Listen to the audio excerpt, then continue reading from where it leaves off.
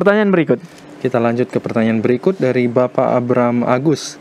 Pertanyaan Pendeta Richard Sabuin di dalam kitab 1 Tawarik 21 ayat 1 berbunyi, Iblis bangkit melawan orang Israel dan ia membujuk Daud untuk menghitung orang Israel. Sedangkan dalam 2 Samuel 24 ayat 1 berbunyi, bangkitlah pula murka Tuhan terhadap orang Israel, ia menghasut Daud melawan mereka, firman-Nya, pergilah hitunglah orang Israel dan orang Yehuda. Pertanyaannya, apakah kedua ayat ini sama? Kalau sama, mengapa bunyinya berbeda? Mohon penjelasannya, terima kasih. Dan sepertinya pertanyaan ini sudah pernah dijawab, Pendeta, di dalam episode tajam yang ke-42, 28 Januari 2021. Kita lanjut ke Lando. Ya, Pendeta. Ya, walaupun sudah pernah dijawab, boleh saya komen sedikit? Bukan menjawab ya, karena silakan, Pendeta. Belum tentu kita bisa jawab semua, tapi boleh saya kasih komen sedikit?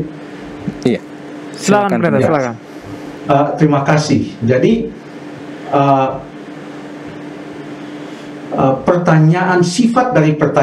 sifat dari pertanyaan ini adalah, nampaknya kalau saya boleh menduga, latar belakang pertanyaan ini adalah suatu pemikiran bahwa kata-kata ayat Alkitab itu harus sama di sini dan di sana, dan jangan sampai ada yang berbeda. Jadi kita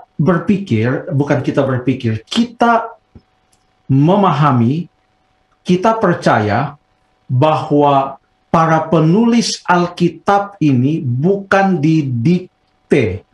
Jadi tangan mereka tidak bisa menulis kata yang lain sesuai dengan mereka punya kosakata.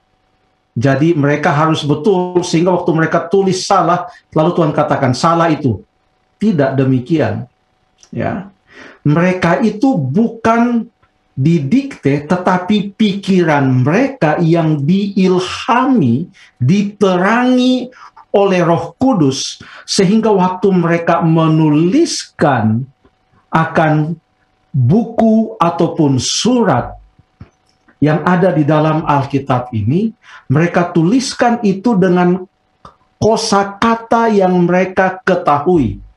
Dengan kosakata yang mereka ketahui untuk menerangkan apa yang sudah terbersit di dalam pikiran mereka atas ilham atau terang yang diberikan oleh Roh Kudus. Sehingga kalau ada beberapa hal yang nampaknya kelihatan berbeda di Tawarik dan di Samuel, yang paling utama yang harus kita lihat adalah apa pekabarannya. Itu sangat penting.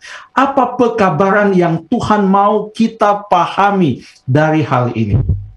Oke. Lalu kemudian, untuk memahami Alkitab, kita perlu mengetahui akan konteksnya. Yaitu, kalau bukan satu pasal itu, pasal-pasal sebelumnya dan pasal-pasal sesudahnya.